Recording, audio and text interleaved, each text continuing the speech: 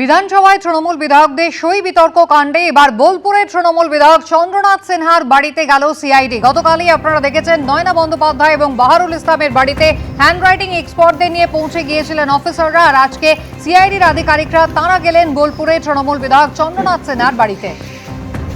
ভাস্কর মুখোপাধ্যায় আমাদের প্রতিনিধি রয়েছেন আমাদের সঙ্গে। ভাস্কর, গতকালকে পর ফের আজকে হ্যান্ডরাইটিং এক্সপার্টরা কি গেলেন চন্দ্রনাথ সিনহার বাড়িতে? এক্ষেত্রে ঠিক কি সমস্যা হলো? একদমই, দেখো যে সই বিতর্ক হয়েছে বিধানসভায়, সেই সই বিতর্কেরই তদন্তে আজকে গতকাল 4 সদস্যের একটি সিআইডি টিম আসে এবং তারা গতকাল 9টা থেকে বসেছিল চন্দ্রনাথ সিনহার বাড়িতে, কিন্তু চন্দ্রনাথ সিনহা সেই সময় ছিলেন না। পরবর্তী ক্ষেত্রে তিনি 9:30টার সময় ঢোকেন, তারপর তার সঙ্গে দেখা করে কিছুক্ষণ থেকে তারা চলে আসেন। আজ সকালে এই যারা তদন্ত করতে এসছেন অর্থাৎ সিআইডি সদস্যরা, তারা চন্দ্রনাথ সিনহা বোলপুরে যে বাড়ি রয়েছে সেই বাড়িতে যান, তার সঙ্গে দীর্ঘক্ষণ কথা বলেন এবং যেটা আমরা সূত্রে জানতে পারছি যে হ্যান্ডরাইটিং এক্সপার্ট যারা ছিলেন তাদেরকে সঙ্গে নিয়ে গেছিলেন, কারণ যে সই চন্দ্রনাথ সিনহার নামে করা হয়েছিল সেই সই আদৌ তার কিনা সেটা দেখা হচ্ছে খতিয়ে, এবং তার সঙ্গে কথা বলা হচ্ছে যে তিনি এই সই করেছেন কিনা বা তিনি সেই সময় সেখানে উপস্থিত ছিলেন কিনা, পুরো বিষয়টি তদন্ত করে দেখছে। প্রায় ঘন্টা দেড়েক থেকে দুয়েক এই তদন্ত চলে, তারপর তারা বেরিয়ে আসেন সিআইডি টিম, এবং এ বিষয়ে সিআইডি টিমকে তারা আমরা জিজ্ঞাসা করলে সেই বিষয়ে তারা কিছু মুখ খুলতে রাজি হননি। পরে চন্দ্রনাথ সিনহা জানান যে তার কাছে এসেছিলেন এবং নির্দিষ্ট কিছু প্রশ্ন ছিল, সেই প্রশ্নের উত্তর তিনি দিয়েছেন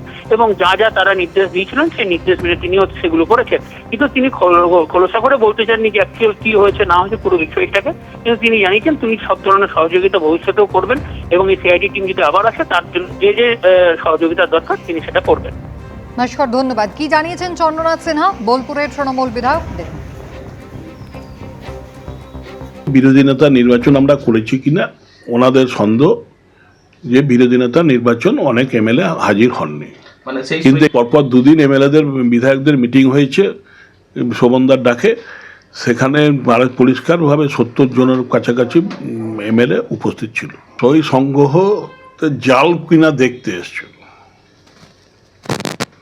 তাই আমি বললাম ওনাদের সাজেশন দিলাম যে এইসব নাটক না করে সোমেনবাবু, যেহেতু উনি সেক্রেটারি বিধানসভার, উনি আমাদের বিধায়কদের ডেকে নিয়ে বললেই পারতেন যে আপনারা শোভনদাকে বিরোধী জনতা চাইছেন কিনা বা কতজন চাইছেন দেখতেই পারতেন।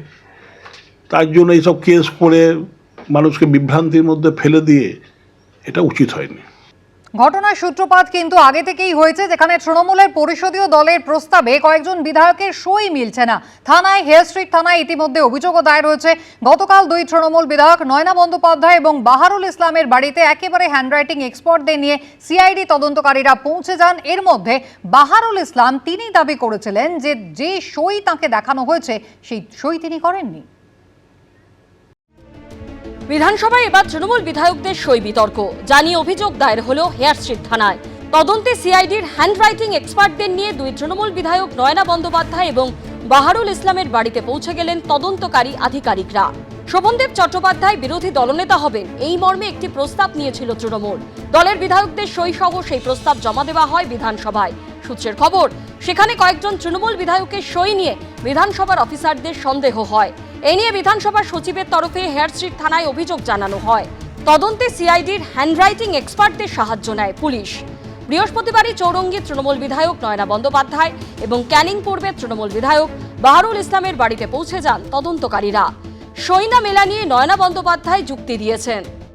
6 তারিখে আমাদের একটা সেলফি মিটিং ডাকা হয়েছিল দলীয় ভাবে, তো ওখানে আমরা যখন যাই তখন আমরা হাত তুলে সবাই মিলে শোভনদেব চট্টোপাধ্যায়কে, শোভনদাকে আমরা অপোজিশন লিডার আমরা সিলেক্ট করি। 4 তারিখ থেকে এতবার ব্লক লেটার্স লিখে তারপর কনস্টিটিউয়েন্সি লিখে সই করতে গেছি, সইয়ের জায়গা ছিল না। তো ডেটটা লিখে আমি বললাম তো শেষ হয়ে গেল, সই তো জায়গা নেই। তো বললো ঠিক আছে।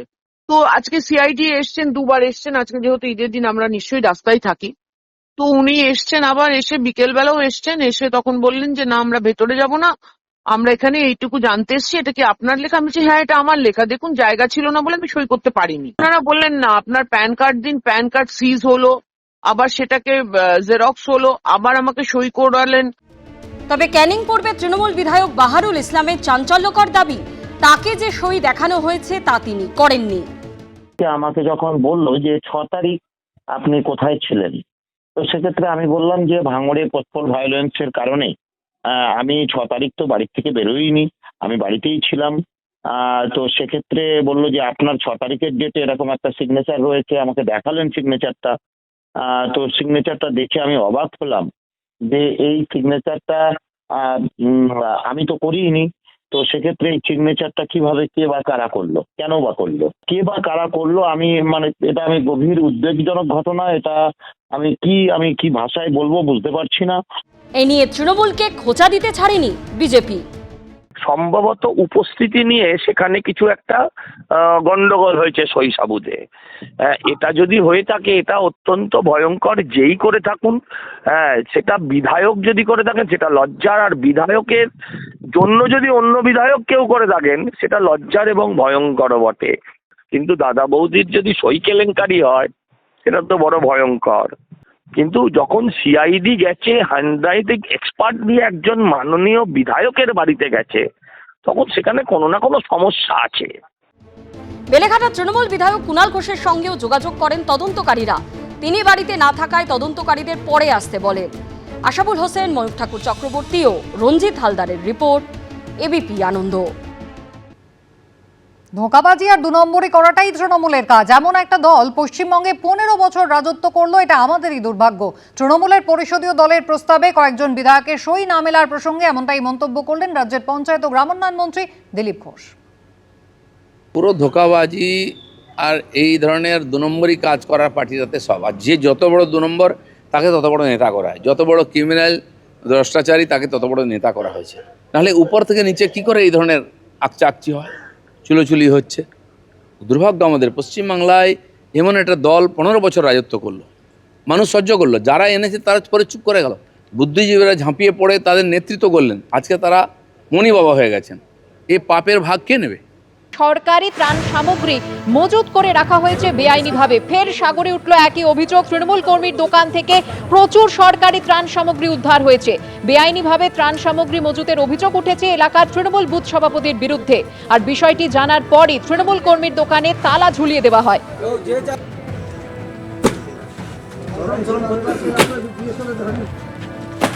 আর ওরা চাইছিল, তাই তারপরে দাবি দিয়েছিল ওরা এই মালগুলো কারা রেখেছিল? তৃণমূলের দোকান আপনিও তৃণমূল করেন? দেওয়া হয়েছিল, তারপরে এই নির্বাচন ঘোষণা হওয়ার ফলে আর দেয়নি, পরে দেবে বলছিল আর দেয়নি। দোকানটা বন্ধ ছিল, তারপরে এই দোকান খুলে এই মালগুলো তারা নিচ্ছে।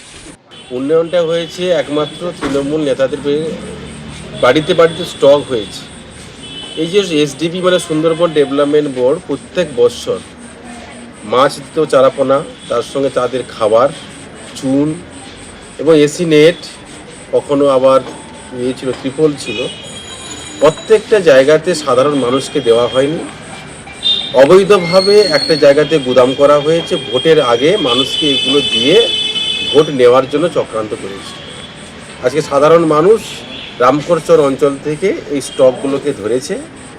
আমি বলবো যে বিগত সময়ে তৃণমূল কংগ্রেসের সরকার এভাবে সাধারণ মানুষের সমস্ত রকম দিক থেকে তাদের খাবার, সে মাছের খাবার হোক আর মানুষের খাবার হোক, সবগুলোকে কেড়ে নিয়ে তারা নিজেরাই বিক্রি করে সংসার চালাবে।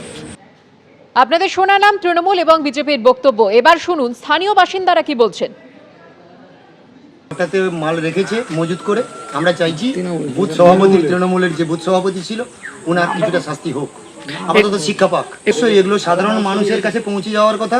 ওরা চাইছিল যে আমরা এগুলো আত্মসাৎ করব, আমরা নিজেরাই আত্মসাৎ করব, যার জন্য ওরা রেখে দিয়েছে ঘরের মধ্যে। বুথ সভাপতি ছিল দেবাশিস মাইতি। এগুলো বের হয়েছে, বিডিও সাহেবের কাছে যাবে, সরকারি মাল সরকারি ঘরে চলে যাবে। এ নিয়ে কথা বলে নেব আমাদের প্রতিনিধি গৌতম মণ্ডলের সঙ্গে। গৌতম, এই তৃণমূলের বুথ সভাপতি, তার দোকান থেকে ঠিক কি কি উদ্ধার হয়েছে এবং জনগণের জন্য আসা ত্রাণ সামগ্রী তিনি কেন এভাবে বেআইনিভাবে মজুত করলেন? একদম দেখো সুপর্ণা, এটা সাগরের রামকরচর যে পঞ্চায়েত রয়েছে সেখানকার 65 নম্বর বুথের ঘটনা। এটা গত 4 মে যখন নির্বাচনের ফল প্রকাশ হয় তখন থেকেই কিন্তু এই যে দেবাশিস মাইতি, এই বুথের তৃণমূল সভাপতি, বুথ সভাপতি, তিনি এই ত্রাণ সামগ্রীগুলো এই ভূপতি মাইতি নামে এক ব্যক্তির দোকান আছে, সেই দোকানের মধ্যে মজুত করে রাখা ছিল। সেইটা তারপরে গত 4 মে থেকে এটা তালাবন্ধ অবস্থায় ছিল। গতকাল স্থানীয় বাসিন্দারা এবং বিজেপি কর্মী সমর্থকরা আবার জড়ো হন এবং তারপরে সেই তালা খোলার পর দেখা যায় যে প্রচুর ত্রাণ সামগ্রী, সরকারি ত্রাণ সামগ্রী যেগুলো সাধারণ মানুষের কৃষকদের মধ্যে বিলি বন্টনের জন্য দেওয়া হয় বিভিন্ন সরকারি প্রশাসনিক ভবন থেকে, সেইগুলো একদম ব্যক্তিগত স্তরে সেগুলো তৃণমূলের বুথ সভাপতি তিনি কি করলেন, একজন তৃণমূল কর্মীর দোকানের মধ্যে মজুদ রেখেছিলেন। প্রশ্নটা এই জায়গাটায়, শুধু গতকাল রামপরচরের ঘটনা নয়, নির্বাচনের ফল প্রকাশের পর আমরা দেখলাম সাগরের 3 থেকে 4 জায়গায়, সেটা রুদ্রনগরে হয়েছে, সেটা মুড়িগঙ্গা 2 গ্রাম পঞ্চায়েতে হয়েছে, এখন রামপরচরে হয়েছে। এই যে এলাকায় এলাকায় প্রচুর পরিমাণে ত্রাণ সামগ্রী, ত্রিপল, মাছের খাবার, পানের বরজের চর, সমস্ত, তারপরে কৃষি বীজ, কৃষি সামগ্রী, এইগুলো প্রচুর পরিমাণে তৃণমূল নেতারা তারাই রেখে দিয়েছে, বিভিন্ন জায়গায় মজুত করে রেখে দিয়েছে। সরকারের এই জায়গাটায় তৎকালীন প্রশাসনের যে যারা ছিলেন দায়িত্বে, বিডিও অফিস এবং অন্যান্য জায়গায় যারা দায়িত্বে ছিলেন, তাদের কিন্তু ভূমিকা নিয়ে বড়সড় প্রশ্ন চিহ্ন উঠে গিয়েছে ইতিমধ্যে। কারণ যে সমস্ত ত্রাণ সামগ্রী পঞ্চায়েত এবং বিডিও অফিস থেকে সাধারণ উপভোক্তাদেরকে বন্টন করার কথা, সেটা কি করে তৃণমূল নেতা এবং কর্মীদের বাড়িতে চলে গেল, সেটা কিভাবে দেওয়া হতো? তার মানে পুরোটাই সেই সময় বিরোধী বিজেপি যে অভিযোগগুলো করে আসতো যে আমাদের সাধারণ যারা কর্মী সমর্থক আছেন বিজেপি, তাদেরকে গেলে ত্রাণ পাওয়া যায় না, বিডিও অফিসে গেলে ফিরিয়ে দেওয়া হয়, সেই তৃণমূল নেতাদের কাছে পাঠিয়ে দেওয়া হয়। এক শ্রেণীর তৃণমূল নেতা কর্মীরা তারাই এগুলো বিলি বন্টন করেন।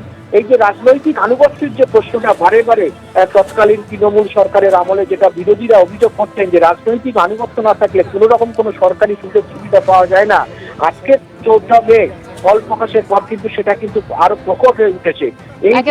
একেবারে গৌতম, আমরা সেই ছবিও দেখতে পাচ্ছি কিভাবে বস্তা বস্তা ত্রাণ সামগ্রী বের করা হচ্ছে। ধন্যবাদ তোমাকে গৌতম। বিধানসভা নির্বাচনে অশান্তিতে উস্কানি দেওয়ার অভিযোগে পুলিশের জালে রহরা তৃণমূল নেতা। ধৃত প্রসেনজিৎ সাহা রহরার বন্দিপুর পঞ্চায়েতের উপপ্রধান। খড়দার তৃণমূল ব্লক সভাপতির পদেও রয়েছেন প্রসেনজিৎ। অভিযোগ, তৃণমূলকে ভোট না দিলে ফল প্রকাশের পর দেখে নেওয়ার হুমকি দিয়েছেন তিনি। আর ঠিক কি অভিযোগ উঠছে তার বিরুদ্ধে জানবো, কথা বলে নেব আমাদের প্রতিনিধি সমীরণ পালের সঙ্গে। সমীরণ, দেখো সুপর্ণাকে একাধিক অভিযোগ রয়েছে এই প্রসেনজিৎ শাহর বিরুদ্ধে। প্রসেনজিৎ শাহ হচ্ছে খড়দা ব্লক তৃণমূল কংগ্রেসের সভাপতি, তার পাশাপাশি তৃণমূল পরিচালিত বন্দিপুর গ্রাম পঞ্চায়েতের উপপ্রধান।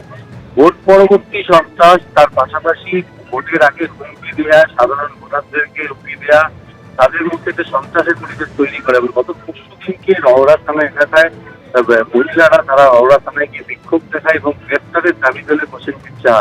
তার পরপরই গতকাল সকালে প্রসেনজিৎ শাহকে গ্রেপ্তার করে রওরা থানার পুলিশ। তার বিরুদ্ধে পুকুর ভরা, তোলাবাজি, হুমকি, সন্ত্রাস একাধিক অভিযোগ আনা হয় এবং তাকে গতকাল ব্যারাকপুর বড় পেশ করা হয় এবং বিছানা পাল কিনে পুলিশ হেফাজতে জেল হেফাজতে মৃত্যু দিয়েছে।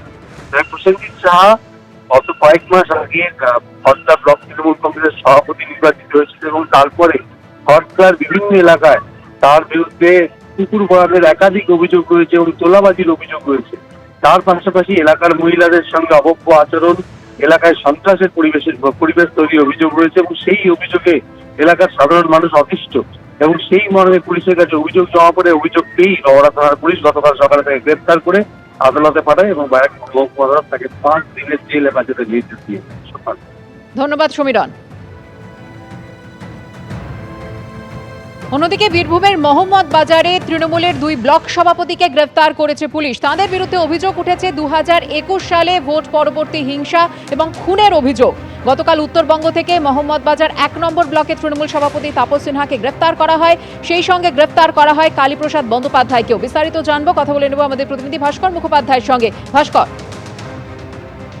দেখো, বীরভূমের মোহাম্মদ বাজার ব্লকের 2 যে ব্লক সভাপতি অর্থাৎ 1 নম্বর এবং 2 নম্বর দুজনকেই গ্রেপ্তার করেছে পুলিশ। এবং যেটা পুলিশ সূত্রে জানা যাচ্ছে যে 1 নম্বরের যিনি তৃণমূল ব্লক সভাপতি রয়েছেন তাপস সিনহা, তাকে উত্তরবঙ্গ থেকে ধরা হয়েছে এবং বাগডোগরা এয়ারপোর্টের কাছাকাছি এলাকা থেকে তাকে ধরা হয়েছে। এবং যেটা পুলিশ সূত্রে জানা যাচ্ছে যে তাপস সিনহার বিরুদ্ধে অভিযোগ হচ্ছে যে 2021 সালে ভোট পরবর্তী হিংসায় ভাঙচুর, মারধর করার অভিযোগ ছিল। এবং সেই সময় মোহাম্মদ বাজারে এক ব্যবসায়ী দেবরঞ্জন ভট্টাচার্য, তিনি অভিযোগ দায়ের করতে পারেননি। তিনি বিজেপি ক্ষমতায় আসার পর অভিযোগ দায়ের করেন এবং তিনি 3 জনের নামে অভিযোগ দায়ের করেছিলেন। এই তাপস সিনহার পাশাপাশি লাভপুরের যিনি প্রাক্তন বিধায়ক অভিজিৎ সিংহ এবং পাথর ব্যবসায়ী টুলু মণ্ডলের বিরুদ্ধে। এবং সেই অভিযোগের ভিত্তিতেই এই তাপস সিনহাকে গ্রেপ্তার করা হয়েছে বলে আমরা জানতে পারছি। অন্যদিকে মোহাম্মদবাজার 2 নম্বর ব্লকের যিনি তৃণমূল ব্লক সভাপতি রয়েছেন কালীপ্রসাদ ব্যানার্জি, তাকেও গ্রেপ্তার করা হয়েছে গতকাল সিউড়ি থেকে। সিউড়ি থানা পুলিশ তাকে গ্রেপ্তার করেছে। তার বিরুদ্ধে অভিযোগ ছিল 2023 সালে এই এলাকাতে অর্থাৎ 2 নম্বর ব্লকে 3টি পরপর খুন হয়েছিল। এই খুনের অভিযোগ ছিল।